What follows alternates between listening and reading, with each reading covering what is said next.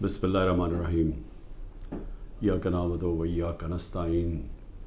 میرے پاکستانیوں، میں جو آج آپ سے بات کرنے لگا ہوں وہ کل ایک ISPR کی پریس کانفرنس ہوئی اور اس کے اندر انہوں نے ایک دو باتیں کہیں تو میں مجبور ہوں کہ میں آج اپنی قوم کے ساتھ بات کروں۔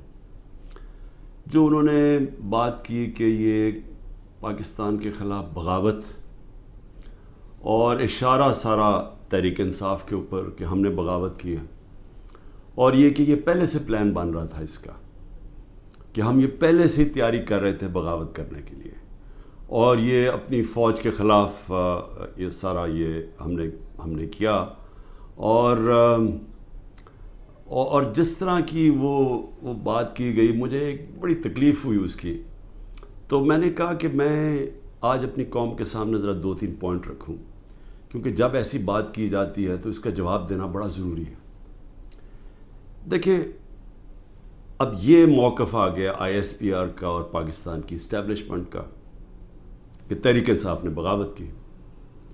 اب یہ دوسرا بھی ایک موقف ہے، یہ ہمارا بھی موقف ہے، یہ میرا موقف ہے، میری پارٹی کا موقف ہے کہ ہمارے خلاف پوری کانسپریسی کی گئی، ہماری گورنمنٹ گرائی گئی، جبکہ پاکستان کی تاریخ میں 2 سالوں میں ہمارے 2 سالوں میں بہترین معیشت اوپر جا رہی تھی۔ آپ اگر اکنامک انڈیکیٹرز دیکھ لیں اور پاکستان اکنامک سروے پڑھ لیں تو وہ ان کی حکومت کا بھی پڑھ لیں جو ان کے دور میں شائع ہوا ہے، تو آپ کو یہ پتہ چلے گا کہ 17 سال کے بعد بہترین اکنامک پرفارمنس تھی، اور 17 سال پہلے اس لیے تھی کہ امریکی ڈالرز آ رہے تھے، ہم امریکہ کی وار آن ٹیرر لڑ رہے تھے۔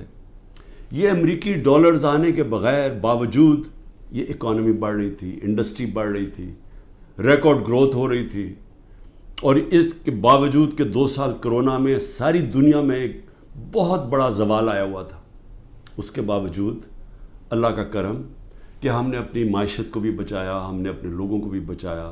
دنیا نے اکنالج کیا کہ پاکستان نے جو قدم اٹھائے کووڈ-19 میں وہ دنیا میں مثال تھے۔ ایک امریکی ایک اکانومسٹ جو کام کرتا تھا ڈونلڈ ٹرمپ میں، اس نے کہا کہ اگر امریکہ پاکستان کی مثال لے لیتا تو کتنے 10 کھرب ڈالر بچا سکتا تھا۔ تو اس گورنمنٹ کو گرایا گیا ایک سازش کے تحت، تو یہ ہم کہہ رہے ہیں کہ ملک سے غداری ہوئی۔ اس کے بعد 25 مئی کو ہمارے ساتھ جو ہوا، کسی پولیٹیکل پارٹی سے ایسا نہیں ہوا کہ وہ لانگ مارچ کر رہی ہے اور 2 دن پہلے گھروں میں گھس کے اٹھائے جا رہے ہیں لوگ، کتنے ہزار گھروں میں پولیس گھسی رات کے صبح کے 3 بجے۔ یہ پہلی دفعہ کسی پارٹی سے ایسے ہوا۔ 3 لانگ مارچز میرے خلاف ہوئی، بتائیں ایک بھی FIR کٹی؟ ایک دفعہ ہم نے کسی کو روکا؟ کسی کے اوپر ٹیئر گیسنگ ہوئی؟ اور ہمارے اوپر پورا ایک اٹیک آیا، ہمارے بنیادی حقوق فنڈامنٹل رائٹس کی وائلیشنز ہوئی، اور ہمارے اوپر ہی پرچے کٹ گئے۔ میں نے تب 26 کی صبح کو اپنے دھرنا کال آف کیا، کیونکہ مجھے پتا تھا انتشار کی طرف جا رہا ہے۔ جو پارٹی الیکشن چاہتی ہے وہ انتشار تو نہیں چاہتی۔ تو اس کے بعد ہمارے اوپر یہ نہیں ہوا کہ سستیاں کم ہوئیں۔ جب ہم 30 بائی الیکشنز جیت گئے 37 میں سے، باوجود اس کے کہ پوری اسٹیبلشمنٹ کی سپورٹ تھی یہ 12 جماعتوں کی، میرے اوپر قاتلانہ حملہ ہوا، مجھے قتل کرنے کی کوشش کی گئی، میں اپنی FIR نہیں کٹوا سکا۔ یہ بھی سازش تھی، کیونکہ وہ طاقتور لوگ بیٹھے ہوئے تھے، میں کچھ نہیں کر سکا۔ پھر جو JIT بنی پنجاب کی ہماری گورنمنٹ تھی، اس نے جو چیزیں سامنے لے کے آئیں، جب وہ چیزیں سامنے آ رہی تھی کہ 3 شوٹر تھے ایک کی بجائے، وہ JIT کو سیبوٹاج کیا طاقتور لوگوں نے۔ سازش تھی، کیوں نہیں JIT کو چلنے دیا۔ اس کے بعد ہمارے اوپر میرے گھر پہ حملہ ہوتا ہے۔ ہم ایشورٹی بانڈ جب دے رہا تھا میں کہ جناب میں وہاں 18 مارچ کو اسلام آباد کے جوڈیشل کمپلیکس میں جاؤں گا، کوئی قانونی جواز نہیں تھا میرے گھر پہ، 24 گھنٹے حملہ کیا، اور وہ ایشورٹی بانڈ بھی نہ لے پولیس، کیونکہ انہوں نے مجھے اغوا کرنا تھا یہاں سے۔ یہاں لوگوں کو زخمی ہوئے، سارا دن گھر اندر بیٹھ نہ سکے، 24 گھنٹے ٹیئر گیس گھروں کمروں کے اندر. کبھی کسی لیڈر سے ایسے نہیں ہوا. 18 مارچ کو پھر میرے اوپر ایک قاتلانہ حملہ ہوتا ہے. اللہ کا کرم ہے کہ میں بچ جاتا ہوں. سارا وہاں اوپر ISI نے اس کو ٹیک اوور کیا ہوا تھا، جو جوڈیشل کمپلیکس ہے. CCTV کیمرہ انہوں نے بند کر دیے. پوری تیاری تھی کہ عمران خان کو قتل کرنا تھا وہاں. وہ اللہ نے ایسا کرم کیا کہ وقت پہ ہم باہر نکلے، اگر اندر چلے جاتے دروازہ بند ہو جاتا تو ختم تھا. وہاں بچا میں. اس کے بعد اگلے دن یہاں، 2 دن کے بعد 3 دن کے بعد ادھر ایک اور مرتضیٰ بھٹو ٹائپ قتل کرنا تھا.